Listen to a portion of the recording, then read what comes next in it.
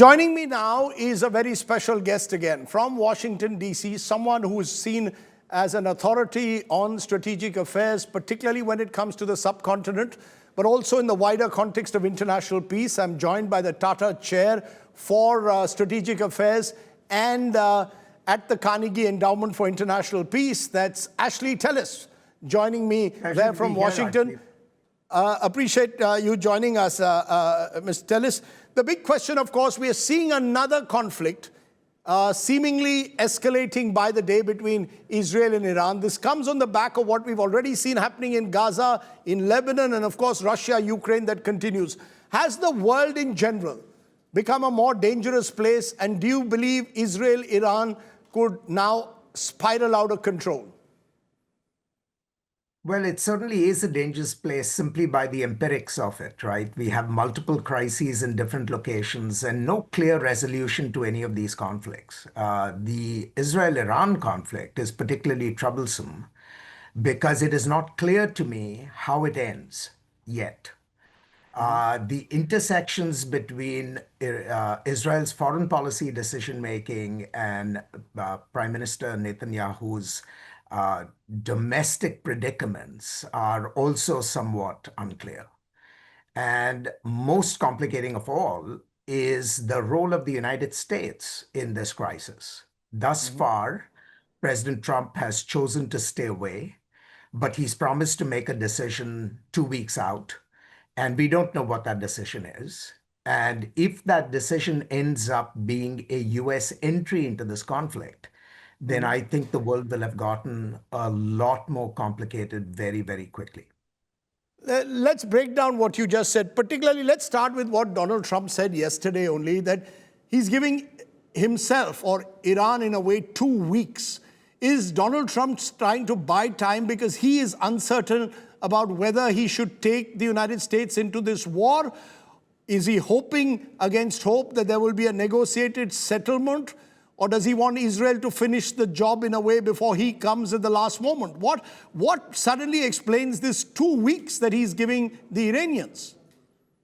Well, I don't think anyone can with confidence explain how the president is thinking about these issues. But there are some avenues that we can explore. Right? The first avenue that I think needs to be appreciated is that President Trump came into office essentially opposed to the idea of the United States engaging in foreign wars. And so there is a presumption against US interventionism that weighs heavily on him and on his base. His bases, survived the 20 years of the war in Afghanistan and Iraq. They don't want the United States to go there. However, this door has now been opened because of Israel's unilateral actions vis-a-vis Iran. And so Trump now faces a consequential moment of choice, which is Israel has made gains in terms of its ability to neutralize some aspects of Iran's nuclear capability. Does the United States jump in to finish the job?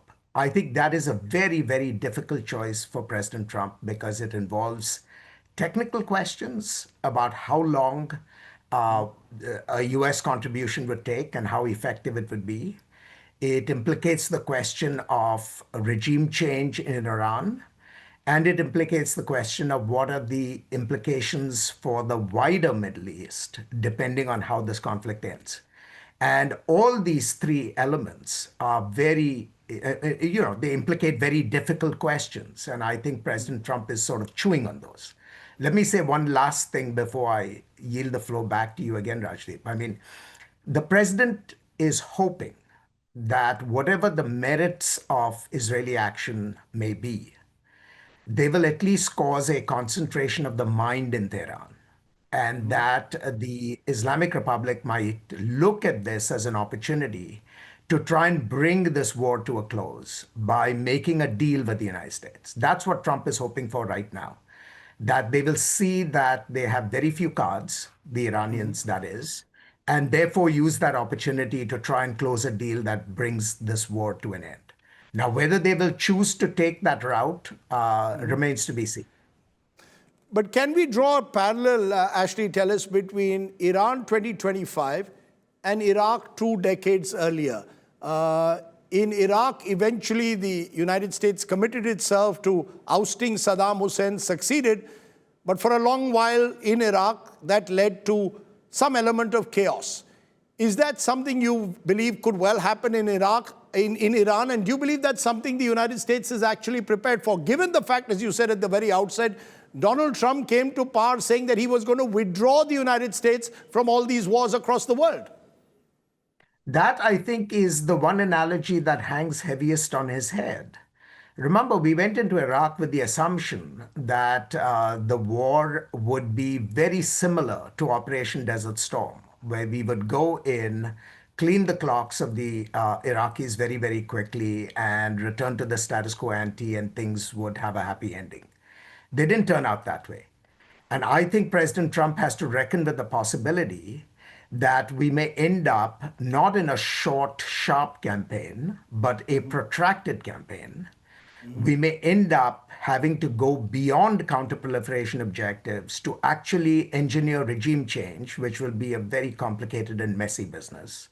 And that we may end up leaving behind an Iran that is completely unmanageable. Now, we may not have US troops on the ground. We certainly will not have US troops on the ground in Iran in a way that we did in Iraq.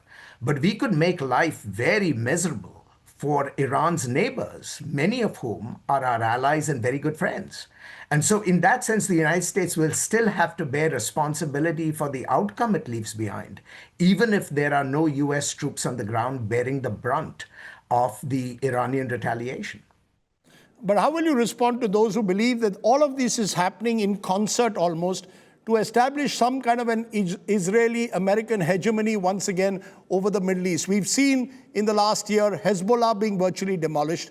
We've seen Hamas being completely almost rendered defenseless or destroyed. And now it's Iran. So the axis of resistance is being dismantled step by step to, in a way, bring an Israeli-American hegemony over the Middle East. Is that something you believe that the Americans are comfortable with? Well, let me put it differently. I mean, the end result may be beneficial to the United States, but the United States certainly did not sign up to the Israeli strategy to begin with. So the Israelis have decapitated Hezbollah, Hamas, and could be on the verge of destroying essentially the Iranian nuclear program and even its leadership. Is that outcome beneficial to the United States? Absolutely. But would the United States have chosen to execute such a strategy? I would doubt it. And certainly not President Trump, who is very skittish about using military force to achieve these kinds of geopolitical outcomes. I certainly don't think that's the kind of strategy that he signed up for or that he feels comfortable with. So has he signed up for Benjamin Netanyahu in the driving seat and Donald Trump doing the backseat driving? Is that something Donald Trump would be comfortable with? Because Benjamin Netanyahu is the one who's driving for regime change. He's the one who's speaking about it, that Khamenei's got to go. And the United States is simply, some would say, acquiescing to what Netanyahu is doing. Netanyahu drives the agenda, whether it's in Gaza, whether it's in Lebanon or now in Iran, and wants war as an instrument of peace. I think that's right. I think Netanyahu is very much in the driver's seat. In his defense, he's seeing this as a long-term investment in the preservation of Israeli security. It's hard to debate that point, but he has borne enormous costs in terms of the price he's willing to pay to make this happen.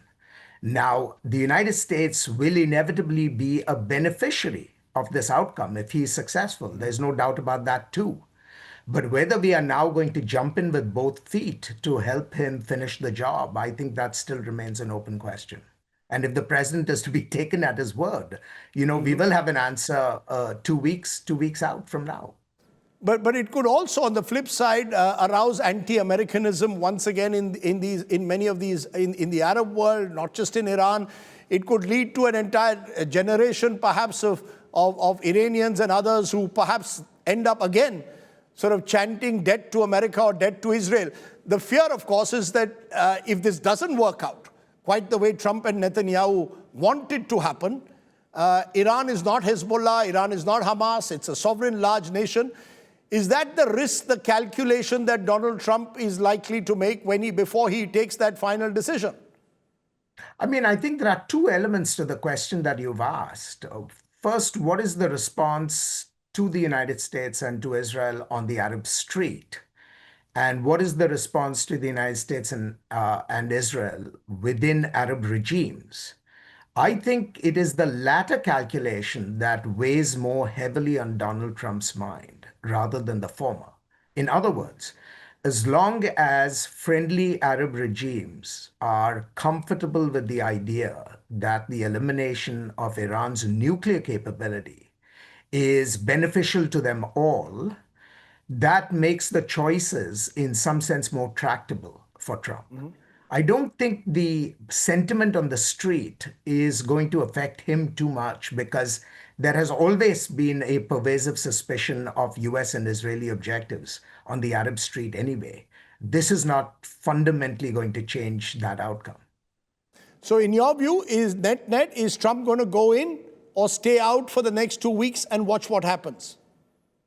I honestly don't know the answer to that. I do not think he knows the answer to that either. Okay, let's then come to another element where Donald Trump is sort of showing the world that you never know what Donald Trump does next. Just a few days ago, he hosted the Pakistani Army Chief, Field Marshal Asim Munir, had a phone call with Prime Minister Modi and appeared in his own way once again to want to take credit for a ceasefire between India and Pakistan after Operation Sindoor.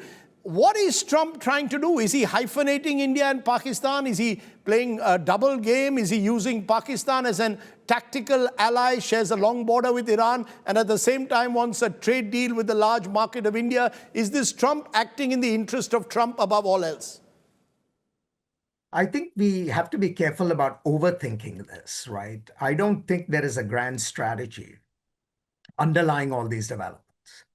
I think what you see in all of this is classic Trump, always the impresario, always wanting to be at the center stage, and always wanting to make himself the driver of the news. And so at every level in this evolution, he has inserted himself as really the most important personality. It's in keeping with his persona and his style. So I don't think there is a grand strategy which is designed to think of, Pakistan as a tactical buttress, as a way of, leveraging Pakistan to get some things out of India. I think that is a lot of rationalization because people like you and me, we want to sort of impose order on what is a very chaotic reality. And so we are forced to contemplate hypotheses of this kind. I think for Trump, it's all about performance. And he has used these opportunities to once again deliver a performance. But this performative diplomacy, from an Indian point of view, from the pure optical point of view, are you saying, therefore, we should just ignore what Donald Trump does with Pakistan? Here is a country which 2 months ago, we believe here in India was widely responsible for what happened in Pahalgam. They've sponsored the Lashkar, they've sponsored the Jaish, and yet just 2 months later, Donald Trump's having lunch or inviting the Pakistan Army Chief for lunch at White House. Should we just be ignoring what Donald Trump does and simply deal directly with Donald Trump in what is in India's self-interest, i.e. possibly a trade deal early next month? I think that is probably the best way out. Now, obviously, I can't tell the government of India what to do, but you've got to keep your eye, in my judgment, on the long game. Right? And the long game is that the US-India partnership is critical for so many reasons. And we should look for ways of overcoming what are the near-term and immediate obstacles. At the end of the day, Trump today is a one-term president. We will have to deal with the histrionics that he brings to bear for the next 3 years. But we should do our damnedest to avoid being caught up and trapped by the histrionics. We have long-term interests, so deal with Mr. Trump on his own terms. protect your equities as we will protect ours. And I think if we both adopt the strategic view, we will actually come out okay. In that sense, are you saying that America, Capitol Hill, looks at India very differently to Pakistan? India is seen as the emerging fourth largest economy in the world. It's seen as a country with a stable democracy. Pakistan is seen at the end of the day of having a puppet civilian leadership run really by the army. Therefore, the relationship that the US will have with Pakistan will remain very different to that from India. It is dehyphenated. That is absolutely true. And that is a view not simply on Capitol Hill, it's actually a view inside the US government as well. And it's a view in American society writ large. Pakistan is a problem to be managed. India is an opportunity to be seized. That's the fundamental difference. And whether we get success at the end of the day is how cleverly we manage this fundamental dichotomy. So my advice to, my Indian friends would still remain the same, which is think about the opportunities, focus on the things that unite us and what matter, and don't get distracted, by these episodic, elements of theater that will intrude. But there are those who say that India sort of self-proclaims itself now as a Vishwa Guru. In the world order that we have at the moment, there seem to be no Vishwa Gurus. It seems a totally amoral world. I'm not using immoral, but amoral world. No permanent friends or enemies, just permanent interests. In such a world, do we go down the path of being a Vishwa Guru or simply strike our own strategic deal, just as Donald Trump is doing with countries across the world?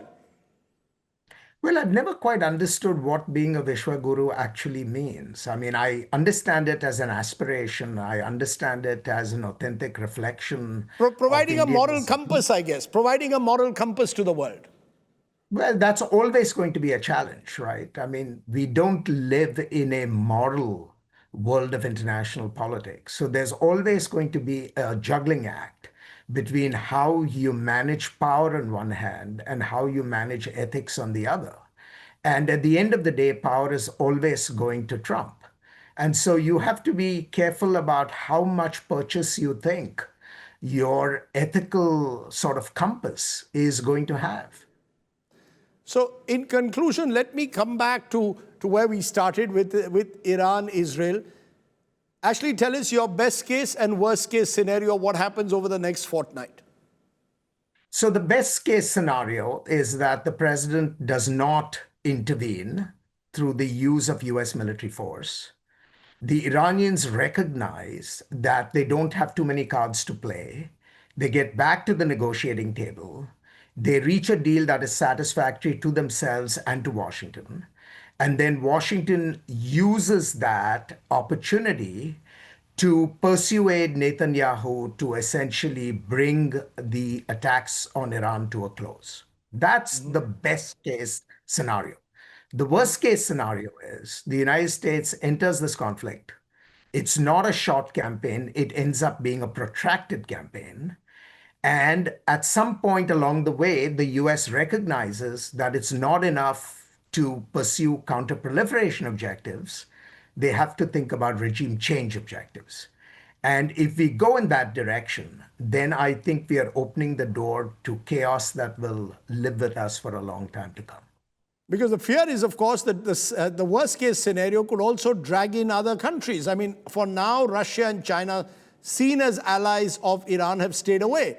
But if the United States was to step in, who knows what these countries will do? I know that Putin has offered to mediate, but again, the trust factor comes, someone who's fighting his own battle with Ukraine. This fear that people have of an ever escalating conflict, is it real?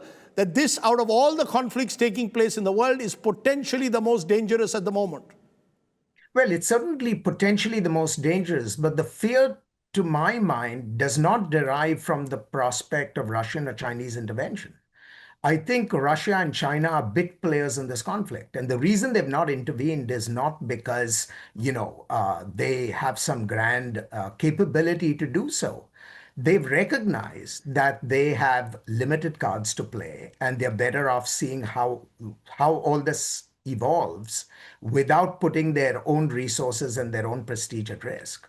To me, the real danger is the cascading effect of this conflict on stability among the Arab states that are our friends and that exist in close proximity to Iran. That's the real danger to my mind. That's where the unraveling will come. And if that unraveling comes, then I think this conflict would have been, extremely costly for American interests.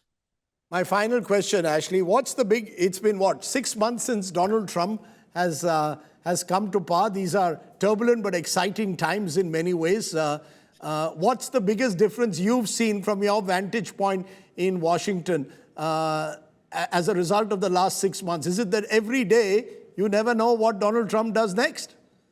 The uncertainty of it all. Well, that's certainly become now a permanent feature of the Washington landscape. But there are two halves to it, right? And both halves are equally troubling.